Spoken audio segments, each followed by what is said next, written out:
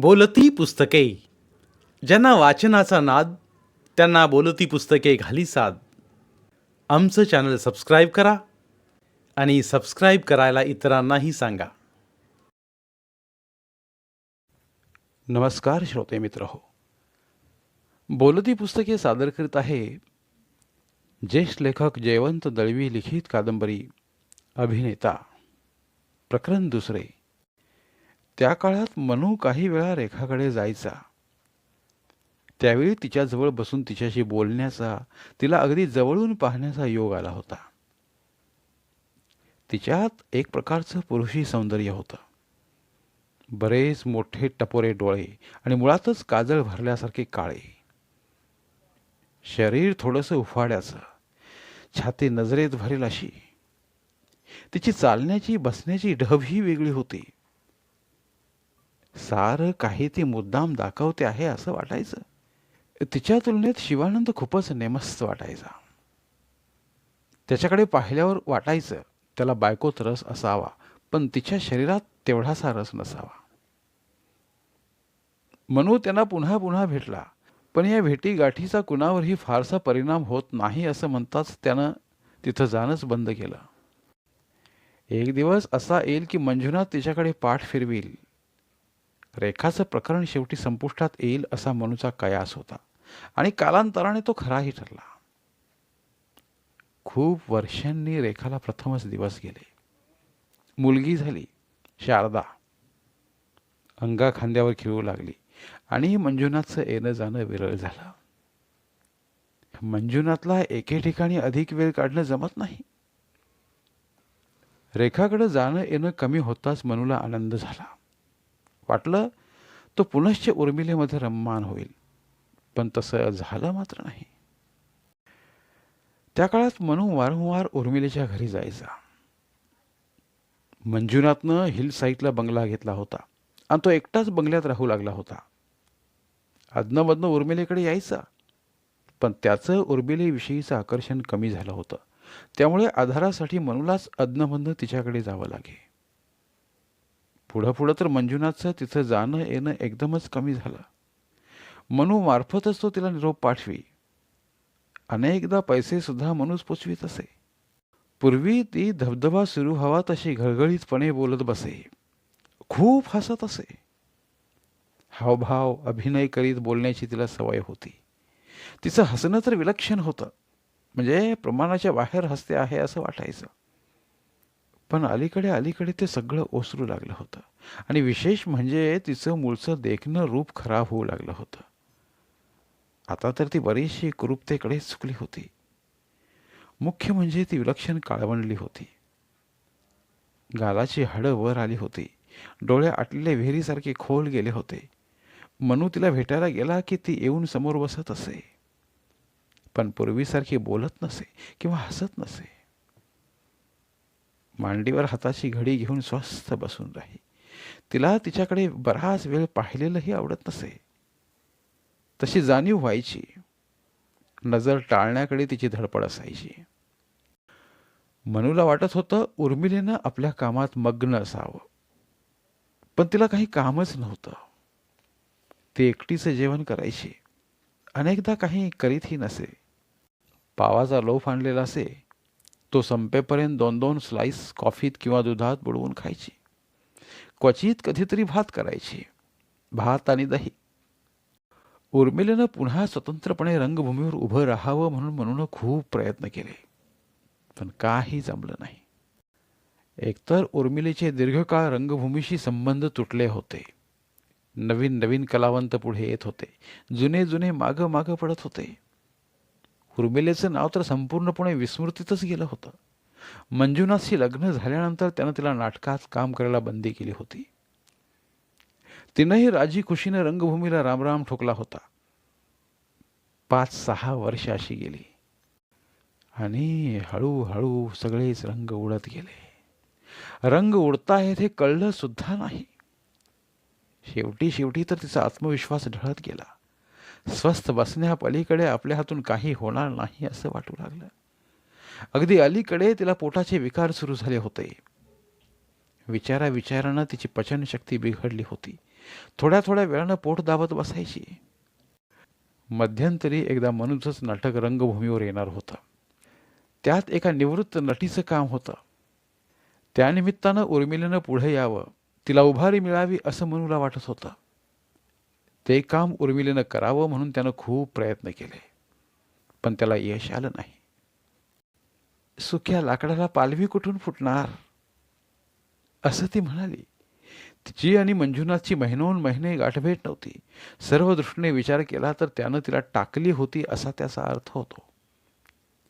टाकलेपणाचं दुःख विलक्षण असतं. ती जखम दिसत नाही, पण खोलवर गेलेली असते. त्यावेळी एक गोष्ट मनूच्या लक्षात आली. ती सर्वार्थानं टाकलेली असली तरी शेवटी मंजुनाथच्या नियंत्रणाखालीच होती. म्हणून खूप आग्रह केला तेव्हा एक दोनदा तिचा निश्चय ढळला. नाटकात काम करावं असं तिला वाटलं, पण काम केलेलं मंजुनाथला आवडणार नाही अशा विचारानं ती मागं मागं सरायची. बरोबरीचा कोणीतरी नट आपल्याला जाळ्यात ओढील आणि ते मंजुनाथला आवडायचं नाही असं तिला मनातून वाटायचं. पण तिनं निग्रहच केला. नको नकोचाच ध्यास घेतला. तिला कधीच नको होतं. मनूच्या नाटकातला रोल चांगला होता. पुढं तो रोल गाजलाही. तो रोल करणाऱ्या नटीला बरीच पारितोषिकं मिळाली. उर्मिलेनं खरोखरच त्या रोलचं सोनं केलं असतं.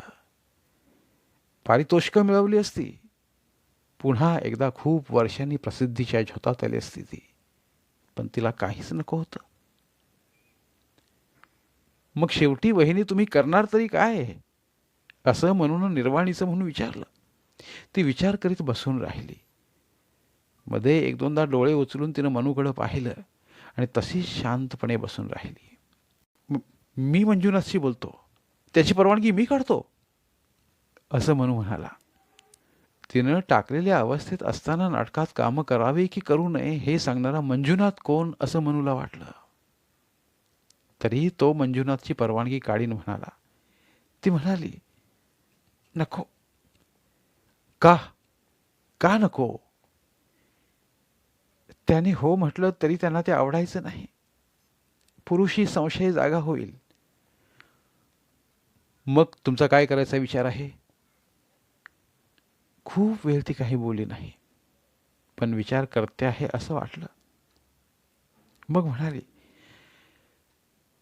कधीतरी मी काशीला जाईन. कशाला?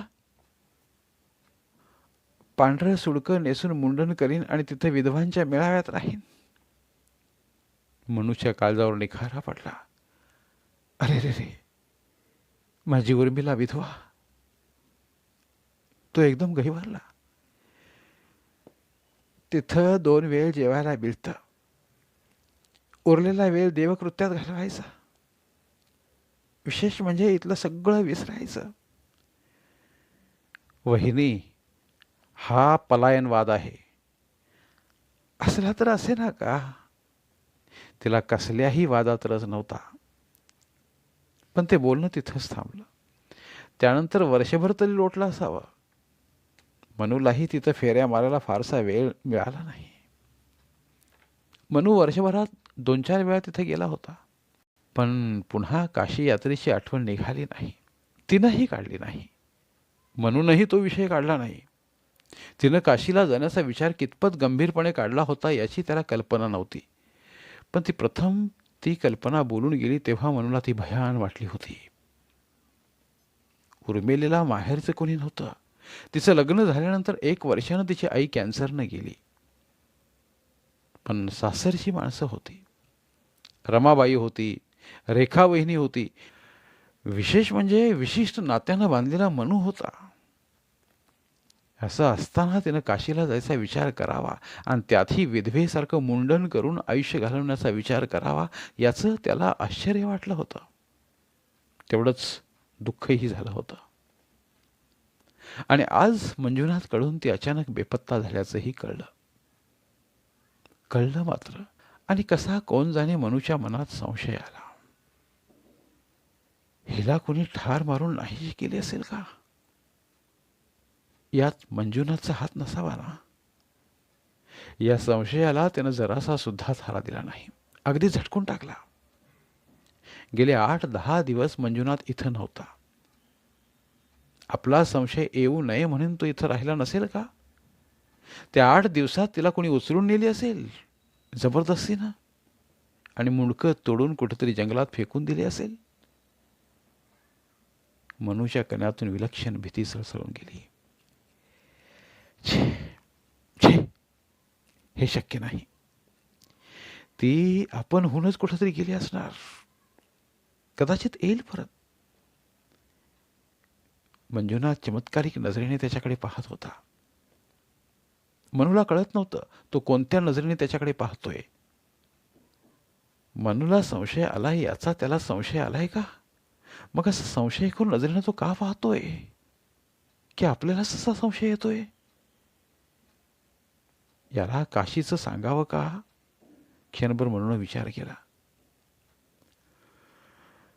वर्ष 1.5 वर्षांपूर्वी एकदा म्हणाली होती, काय काशीला जावं. आणखी काही सांगण्याचं त्याला धाडस झालं नाही. कसं सांगायचं? हा जिवंत असताना विधवेसारखं मुंडन करून राहण्याची तिची इच्छा होती म्हणून कसं सांगायचं? काशी यात्रेला मी परवानगी दिली नसती, मी पैसे दिले नसते. मंजुनाथनं विचारलं. तिला यात्रेला जायचं नव्हतं. मग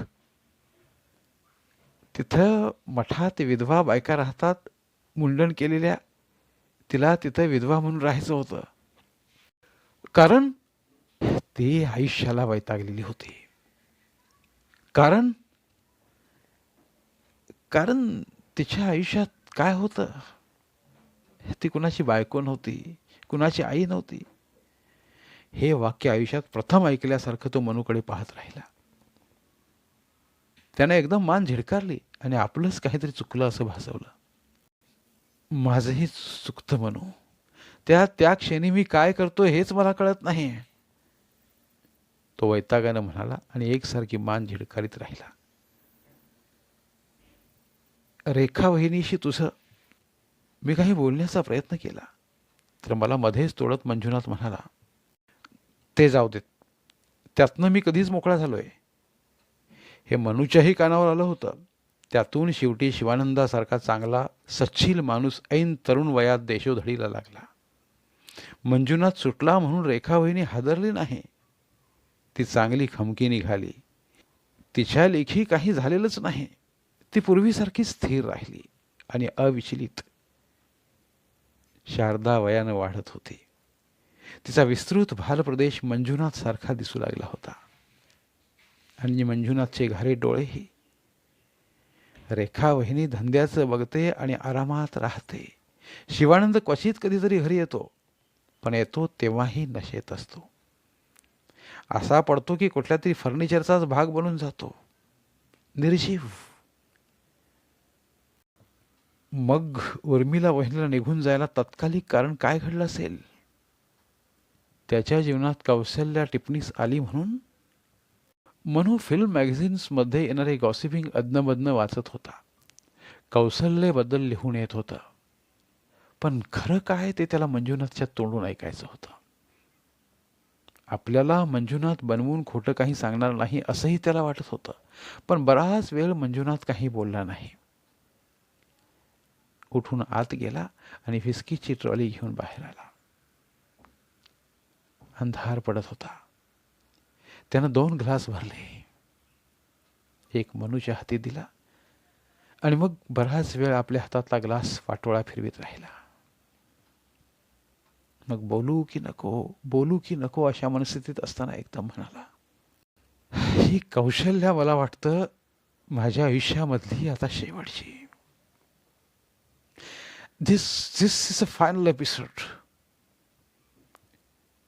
कौशल्या टिप्पणीचे फोटो प्रसिद्ध होत होते. दिसायला अतिशय देखणी, नुसती बाहुलीच.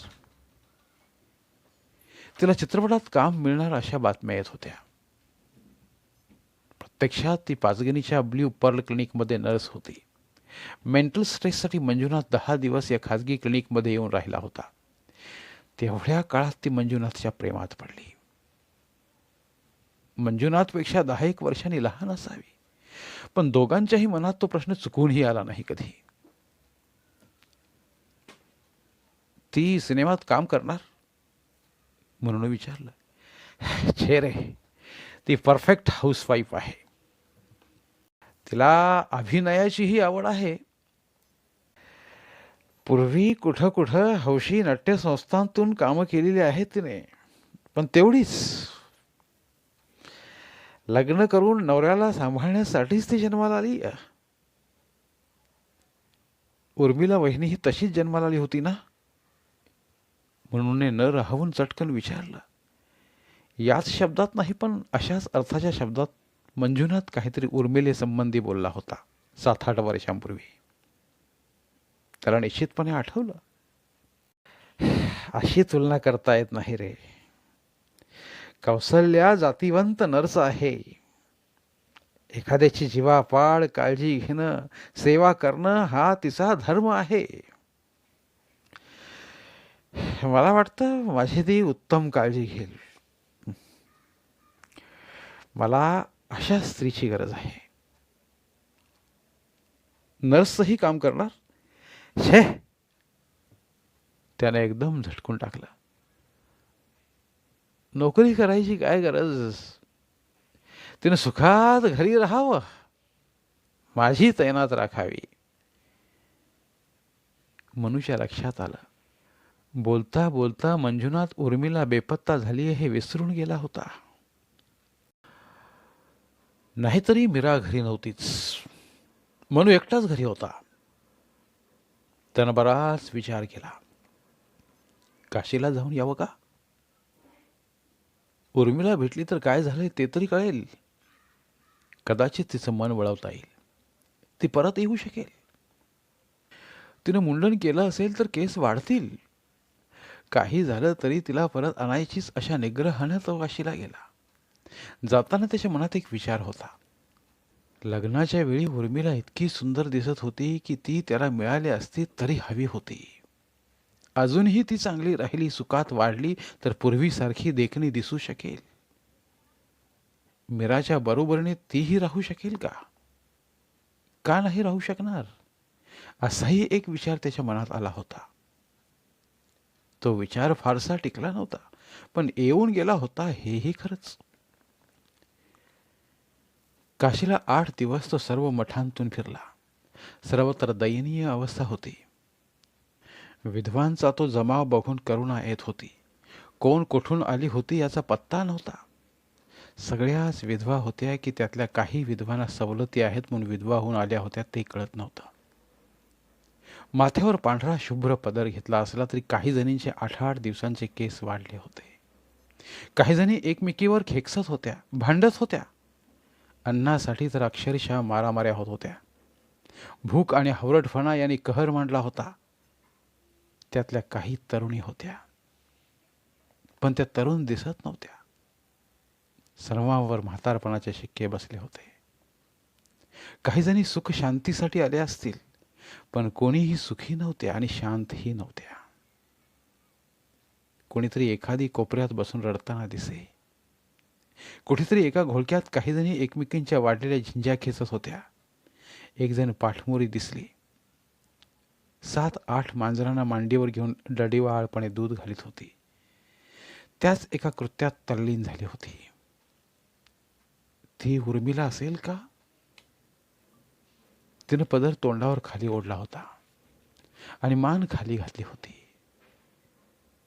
ती डोकं वर करीपर्यंत तो तिच्याकडे पाहत राहिला.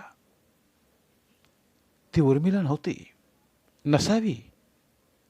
खरोखर अशा वेशात आणि अशा घोळक्यात उर्मिला दिसली असती तरी तिला ओळखताही आलं नसतं. 8 दिवस वन वन फिरून मनू परत आला. आता त्याला जेव्हा जेव्हा उर्मिलेची आठवण येत होती तेव्हा तेव्हा ती त्याच्या नजरेसमोर विधवेच्या रूपात येते. बंगाली पद्धतीचे नेसणं, पांढरी शुभ्र साडी नेसून नेसून मळकट झालेली, अंगात चोळी नाही, डोक्यावरून पदर, माथ्यावर बोटभर केस वाढलेले, त्यातलेच काही तुरळक तुरळक त्रासाने पिकलेले. मांडीवर मांजरीची पोरं घेऊन त्याला दूध पाजीत कोपऱ्यात बसले आहे असं चित्र. तो काशीहून परत आला आणि गुपचूप कामाला लागला. तिथं गेलो होतो म्हणून त्यानं मीराला मंजुनाथला कुणालाच सांगितलं नाही. मीरा तर माहेरीच होती, त्यामुळे तिला काही कळण्याचा प्रश्नच नव्हता.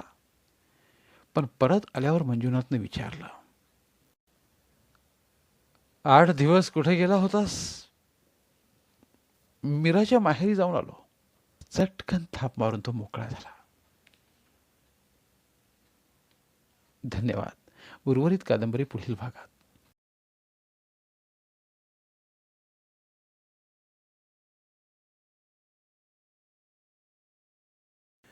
धन्यवाद. प्रिय श्रोते मित्र हो, आपल्यासाठी एक आवाहन. आमच्या चॅनलच्या प्लेलिस्ट विभागात तुमच्यासाठी शेकडो कादंबऱ्यांचे ऑडिओ बुक्स उपलब्ध आहेत. तिथे प्रत्येक कादंबरीचे सर्व भाग एकत्रित मिळतील. त्यामुळे सध्या सुरू असलेल्या क्रमशः कादंबरीच्या पुढील भागासाठी वाट पाहण्याची गरज नाही. तुमच्या वेळेनुसार तुम्ही संपूर्ण कादंबरी सलगपणे ऐकू शकतात आणि साहित्याचा आस्वाद घेऊ शकता. कृपया आमच्या चॅनलच्या होमपेजवर जाऊन प्लेलिस्ट चेक करा आणि तुमची आवडती कादंबरी निवडा. धन्यवाद.